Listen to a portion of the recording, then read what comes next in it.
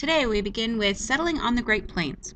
As discussed earlier, the railroad opens up the West as more migration happens across the U.S. as people are traveling west and further into the frontier areas. The two companies that are going to be in competition to create the first transcontinental railroad are the Union Pacific, which was going east from Sacramento, and the Central Pacific, which was going west from Omaha. These two companies are going to compete to see which can create the most railroad line faster. These two lines will meet at Promontory Point, and they have a huge ceremony, and a golden spike is placed at the meeting point of the two lines. Just 15 years later, there are 4 transcontinental railroads across the U.S., and so it begins the boom of the railroad across the U.S., providing transportation and easier access to migration to the West and across the Midwest and the Great Plains. Part of that is the Homestead Act of 1862, which was sort of the instigator of all that migration. This gave out 160 acres of land for free as long as you cultivated it for 5 years. And so that was a huge bonus to people who were coming in as immigrants to the U.S., that this was a way for them to make a name or make something of themselves. Eventually, however, the government is going to close the frontier in order to protect and preserve some of the wilderness, and so it begins to establish national parks and reserves. And so those people who are coming out to the Great Plains now have the challenge of the Great Plains of how to make it work, because you have all that land in order to farm. Trees were scarce, and so where do you live is a huge question. And so a lot of people are going to live in dugouts or soddies. A dugout is basically what it says. It's dug into the sides of a ravine or a small hill, and so you're basically living in a cave that you created. A soddy, however, was a freestanding house of stacked prairie blocks, basically dirt and mud and sod. So it's a soddy. We'll be watching a video in class that shows how these things were made. The nice thing about a soddy, it was warm in winter, it was cool in the summer. However, it was very small. You didn't get a whole lot of light, a whole lot of air. You had constant problems with pests like snakes and insects and rodents. But it was fireproof, although it did leak when it got rainy. The women's work on the plains, families were usually self-sufficient, or they tried to be as self-sufficient as possible in order to cut down on any expenses. And so the women's role was feeding and clothing the family on a limited budget. At times she would work in the field with her husband or her sons in order to help get harvest in or help get the planting done. But her main job was to do housework and cooking and feed the family.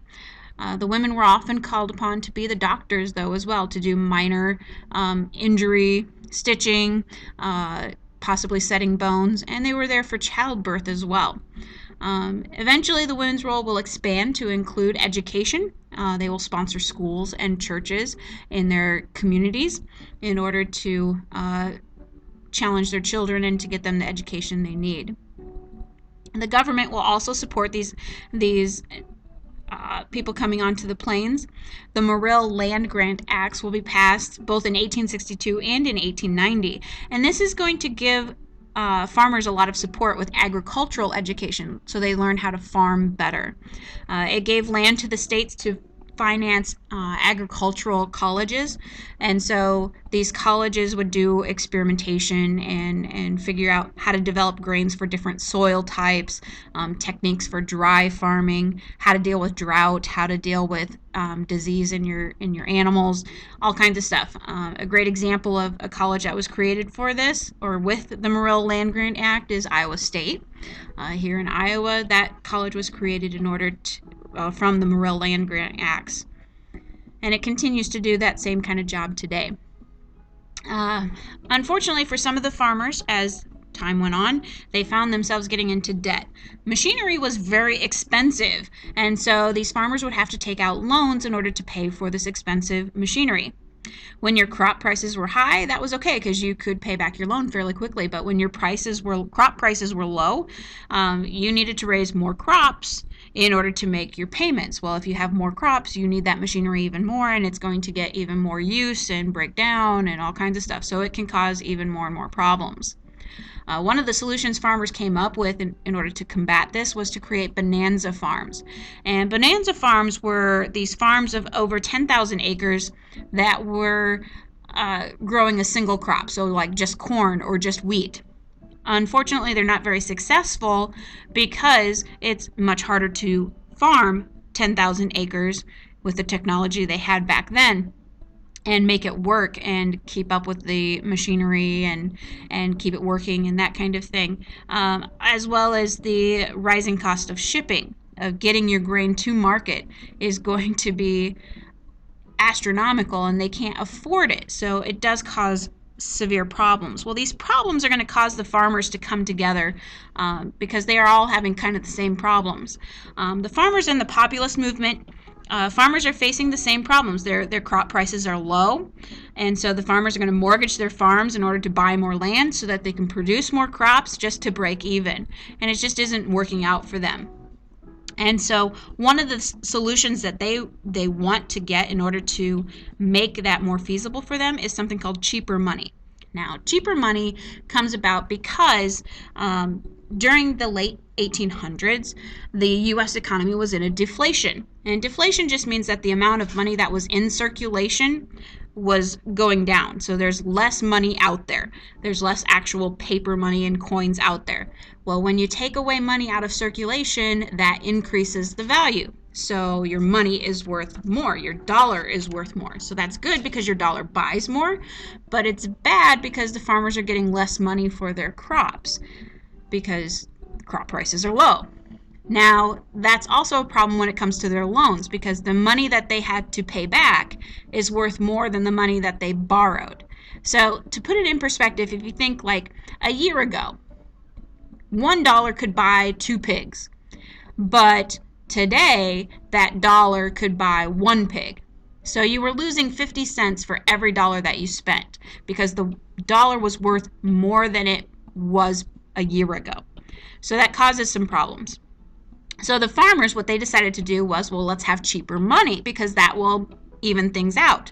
And so they wanted to increase the money supply. They wanted to cause an inflation, which is where the value of the dollar decreases because there's more money out there. There's more actual physical money out there.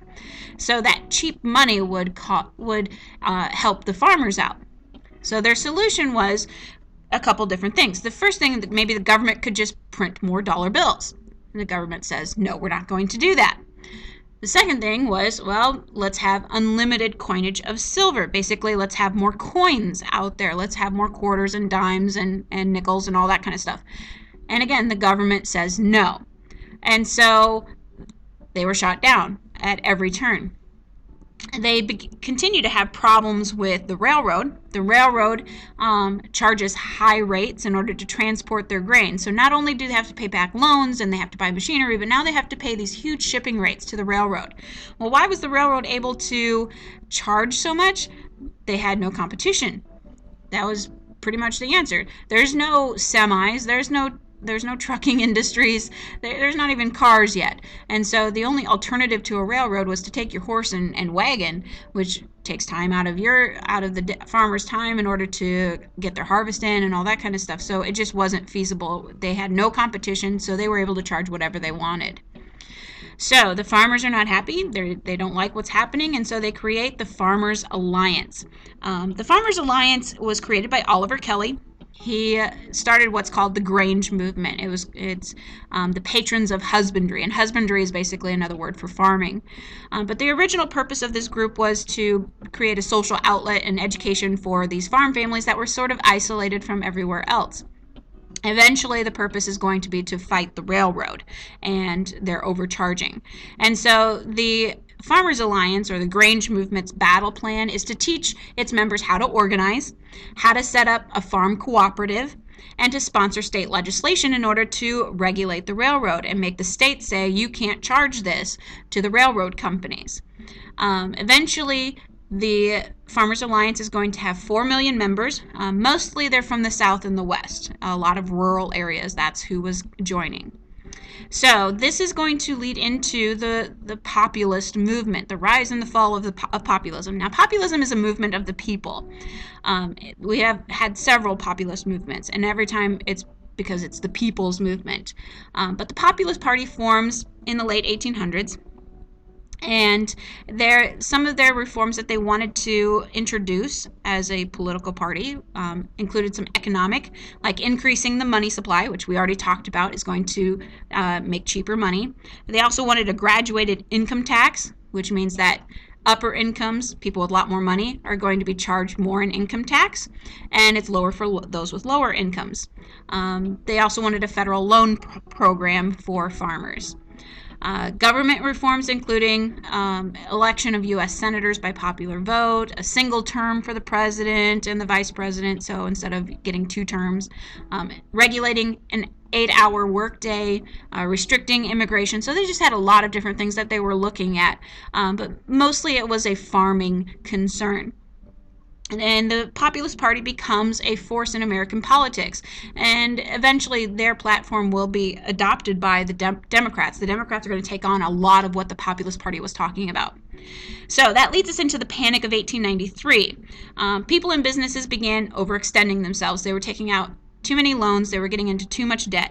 And so the railroads actually go bankrupt. The iron and the steel industries are struggling. Banks stop giving out loans. Prices fall, wages fall. Unemployment is going to increase. And it's just a little economic panic. And so that little economic panic in 1893 is going to be what determines the outcome of the election of 1896. The central issue of the election is basically which metal is going to be behind the U.S. monetary system. Are we going to focus on one or on 2 different metals to back us up? So you had the free Silverites who believed in bimetallism, that either gold or silver could be exchanged for paper money. Silver was more plentiful and it was cheap, so that would give us cheaper money, something that the populist movement really wanted. Well, this was an idea backed by Democrat William Jennings Bryan. And then on the other side, you had the gold bugs. And the gold bugs said that our money needs to be based solely on gold. No silver, just on gold. They felt that gold was more stable, it was more valuable, but it's also more expensive, so it doesn't make for cheaper money. And this is going to be backed by the Republican William McKinley. Now, William Jennings Bryan, the Democratic candidate, is going to give us a famous speech that he calls the Cross of Gold speech. And the Cross of Gold speech basically says that if we only rely on gold, it's like we're bearing this burden. It's an allusion to Jesus and his cross that he had to carry before he was crucified. And basically, it's this idea that this cross of gold is going to weigh us down, and we will be crucified by this policy. And so the Populist Party really likes William Jennings Bryan because he's promoting their idea, but they don't like his vice presidential candidate. And so instead of just going behind the Democrats, they nominate their own presidential candidate. And that's going to cause some problems because instead of getting all the Populist Party members to vote for the Democrat, now you split those, and it's going to make it a lot harder for Bryan to win. The end of the populist movement comes because of the election. Bryan didn't have a whole lot of money, and so he's going to campaign very heavily, but he has to travel in order to do that, and it's kind of hard to do. He campaigns in 27 states. He gives out speeches in all those states, and travels, but he's only one person doing this job. McKinley, on the other hand, had a lot of money, so he just stayed at home, and he had others travel for him and give speeches. And so he was able to have people in 27 states at the same time several times a week, whereas Bryan was only able to give one speech every so often. And so as a result, McKinley's going to win because people just recognized his name more readily. Plus you had the division between the Democrats and the populists. So it was really hard it was going to be difficult for Bryan to win no matter what. But McKinley won, and so we went with gold as our main basis for our economy, and farmers are going to continue to struggle as a result.